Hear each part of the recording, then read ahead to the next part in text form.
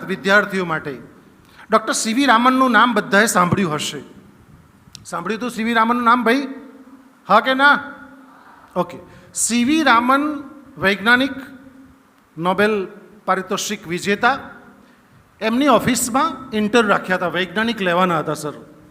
તો ઇન્ટરવ્યૂ રાખ્યા હતા ને એમાં જે સિલેક્શનમાં હતું તે સિલેક્શન એક જણનું થયું, ઘણા બધાનું નહોતું થયું. એક ભાઈ, બધા નીકળી ગયા, એક ભાઈ ત્યાં લોબીમાં આટા મારતા હતા, વૈજ્ઞાનિક. તો સીવી રામન સર નીકળ્યા અને પૂછ્યું કે ભાઈ તારું સિલેક્શન થયું નથી ને પ્રોસિજર તો પૂરી થઈ ગઈ, તું શા માટે અહીં આટા મારે? ધ્યાનથી સાંભળજો. તું શા માટે અહીંયા આટા મારે છે? તો કે સર મારી એક રિક્વેસ્ટ હતી કે અમે જે લોકો આવ્યા ને અહીંથી કેટલાક તો ક્યાંથી કીધું, પાલનપુર સાઈડ ને કંઈ ઉત્તર ગુજરાતથી ને કંઈ મધ્ય ગુજરાતથી બધી ઘણી 3 વાગ્યાને ઉઠીને પણ અહીં આવ્યા છે, ક્યાંકથી લોકો આવ્યા છે. તો પેલો ભાઈ પણ આ રીતે જ આવ્યો હતો, વૈજ્ઞાનિક. ઇન્ટરવ્યૂમાં ફેલ થયો, એ બરાબર ઇન્ટરવ્યૂ પરફોર્મ નહોતો કરી શક્યો, એટલે આટા મારતો તો પેલા ડૉક્ટર સીવી રામન સરે પૂછ્યું કે ભાઈ તું કેમ આટા મારે, ઇન્ટરવ્યૂ તો પટી ગયું છે.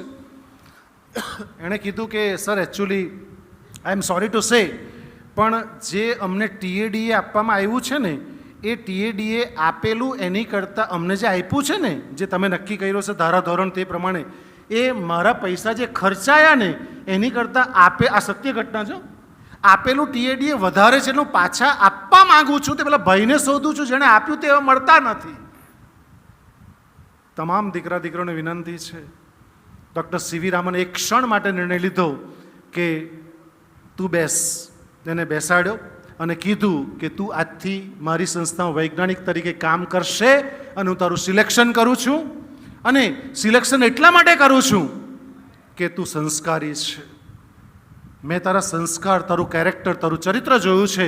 તું વૈજ્ઞાનિક તરીકેની થોડીક ખામી છે એ શીખી જશે, પણ સંસ્કારી વ્યક્તિ મળવો બહુ મુશ્કેલ છે. તમામ દીકરા દીકરીઓને વિનંતી છે કે જે સમાજ તમને આજે સહાય કરે છે એનું ડબલ તમારે રિટર્ન પાછું સમાજને કરવાનું રહેશે. આ ખાસ ધ્યાન રાખજો. જે TADA હમણાં મળી રહ્યું છે એ TADA કદાચ વધારે પણ જો હોય ને તો ફરી પાછું સમાજને તમારે એક સારા માણસ બનીને, અને હું બહુ હૃદયથી ઈચ્છું છું અને આ સમાજ પણ હૃદયથી ઈચ્છે છે કે આવતીકાલે ભારત દેશના અને ભારત માતાના ચરણોમાં સારા માણસો બને એવું બહુ હૃદયથી આ સમાજ ઈચ્છે છે. મિત્રો, પહેલી